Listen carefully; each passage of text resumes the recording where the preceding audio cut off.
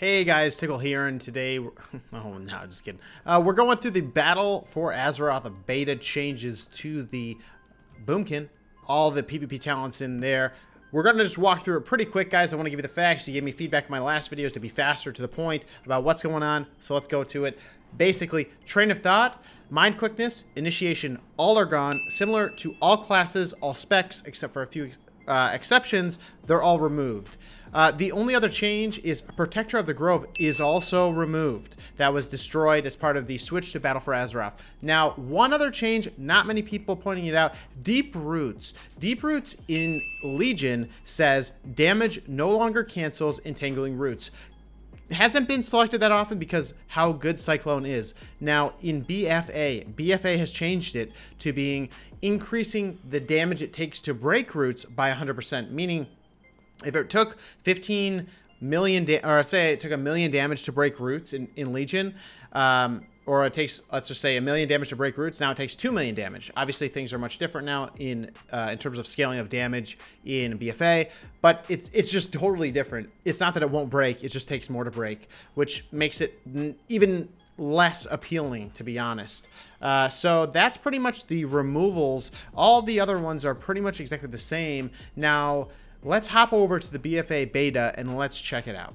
So guys, in BFA, again, we have to take one of our trinket abilities, and then we have different abilities out of the bucket. So you have to select 3 out of the 11 that are now in there for Boomkin. Now, if we just walk through them really quick, we have Celestial Guardian, reduces the spells damage by 10%, increasing the amount of received healing by 20%. Crescent Burn, increasing using Moonfire on a target that already has Moonfire will increase that damage by 35%. Celestial Downpour, increase the duration by Starfall by 100%. We don't know. I don't know yet how important Starfall will be. It's pretty nerf in Legion right now. Could be important again, not clear. Moonkin Aura, whenever you Star Surge, all allies within 40 yards will have their spell critical strike chance increased by 15 for 12 seconds. This is actually a very good utility for everyone in your caster party because this could really affect healing. Just something to think about, and I don't think it's always thought about. This could be one that is very good if you have a very healing intensive fight, and you need to be defensive. So I think, having healers be able to crit that much more is pretty big deal. All right, Dying Stars, Sunfire, Moonfire generate 3 astral power when they're dispelled. Deep Roots, we already talked about this. This is being changed. No longer does it mean that there won't be dispellable on damage, but it just takes more damage. Not very impressed by that. Fairy Swarm, I think we're going to see this so much more. It basically a disarm and a slow for 8 seconds, and it's only a 30-second cooldown. 30-second cooldown. Are you kidding me? That is awesome. That means you only have 20 seconds with them having a weapon. Huge for peeling. Iron Feather Armor increases the armor by 25%, reduces your chance to be critically hit by melee by 20%. Prickling Thorns, when you have entangling roots removed, dispel or ends, target takes damage, also not that impressed. Eclipse reduces the cooldown of Incarn by 60 seconds. Pretty huge deal. Taking a 3-minute cooldown, making it a 2-minute, that is a very big deal in the course of a pretty long fight. So that's going to be selected, I think, pretty much all the time. Cyclone, we know it, we love it. It makes them invulnerable for 6 seconds. Castable, repeatable castable CC. It's very, very good. Now, I think, as you know, you select these 3 out of the bucket. I think we have a lot more variety of comps that or specs or builds that we can use here depending on what we're going against. So I want to take a little bit of time to go through some of my thoughts on some builds you could do. First of all, for Peels. Peel City is this build, I believe. Fairy Swarm as that 30-second cooldown disarm against melee teams specifically. Cyclone, you're making them invulnerable, tossing them up in the air. And Eclipse just for damage output. This build would be for where you have to peel so hard. Let's say you're with an S-Priest or a Destro Lock that's just going to get trained by melee teams specifically. What you can do is you could cast a Cyclone on a target, and then instantly off of that, off the GCD, hit Fairy Swarm. Full cast, instant cast, because Fairy Swarm, again, is an instant cast. It's not castable, which makes it extremely powerful and easy to apply and use. So this, let's just say, for example, you're going against Walking Dead. They grip your healer in. You're in trouble. They gripped your healer in. You need to peel that Windwalker, that DK. You cast Clone on the DK. You get it off, and you instantly Fairy Swarm Windwalker. You have blown their go by 6 to 8 seconds. I mean, they're just pure CC'd. They can't do anything. I think this is going to be incredibly powerful, especially to counter that melee pressure. Now, against casters, I think it will be a little bit different. Fairy Swarm against casters, I'm not 100% confident on how that would affect them. But again, a 30-second cooldown of Disarm is a huge peel. Now, Eclipse, I think that's just going to be huge uptime pressure and could be good for you if you don't think you're going to be trained. If you think they're going to run on Incarn, maybe it's worth doing something else or trying something else out. So that's the peel build.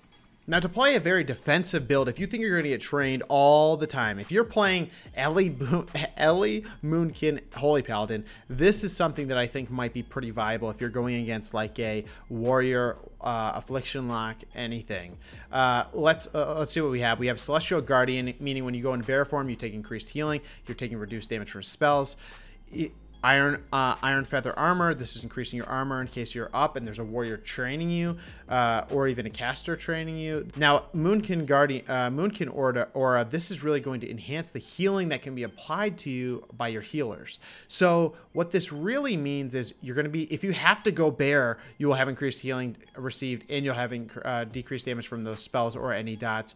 Iron Feather is going to keep you a little bit more beefy while you're casting, and then Moonkin Aura is just going to give you healers a build, some actual more crits. So that's kind of what I'm thinking in terms of a pure defensive build. Obviously, these two are on the same tier before. You could never do this before. I think this is something we might see in a pure defensive type play.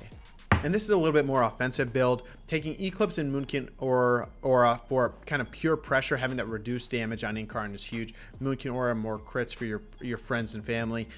Clone will be huge for CCing and getting those setups and peeling off of the other team if needed. So this is kind of the vanilla offensive-ish build that I'm kind of foreseeing coming out. Now, if you're going for the long dampening game, I think we might see something along these lines. Again, Eclipse and Moonkin Aura for pure pressure, and then Crescent Burn for line of sight, kind of keeping pressure up. Now, against a shadow play or something where you have to be kind of careful about being out in the open and getting those dot up times, I think having your dots be more powerful, having more instant cast available to you to be able to add more pressure is going to be something that we might see here. Now, this is not for the long damps against melee. I don't think it would be as powerful. I think there's some switching up that we could do, but this is kind of my thought in terms of a long dampening caster game. So guys, this is kind of my breakdown of the honor changes, some of the different builds that I'm seeing, some of the different builds I'm going to try. Let me know in the comments below what you think are going to be good for Boomkin, what you think is not going to be good for Boomkin. If there's any of these abilities you think is going to be really good, really bad, and the combinations. What do you think of Fairy Swarm now that it's not in the tier with everything else? I would love to hear what you have to say, and let me know what else you want me to do this breakdown for. Wowhead now has a breakdown of all the talents, which is great. You can kind of check all of them out. A lot of them are the same. I think what will be most interesting is people's points of view on the different builds. So next up, it was requested, I'm going to do it, is Survival Hunter. I don't know as much, but I'm going to be digging into that and looking through that. Another thing to think about too with all these builds and stuff is some classes have a lot of changes to talents. Like Ellie has a lot of changes to talents. It's going to affect the PvP skills that are picked. Boomkin does not really. Now, some of them could be buffed or nerfed over the course of the the expac, but it's generally the same. So that's why I've kind of selected what I have. This is not a breakdown of the talents. Obviously, things are going to be a little bit different. So guys, that's a breakdown of the Boomkin. Let me know what other stuff you want to see in the comments below, and I'll see you in the next one. See you guys.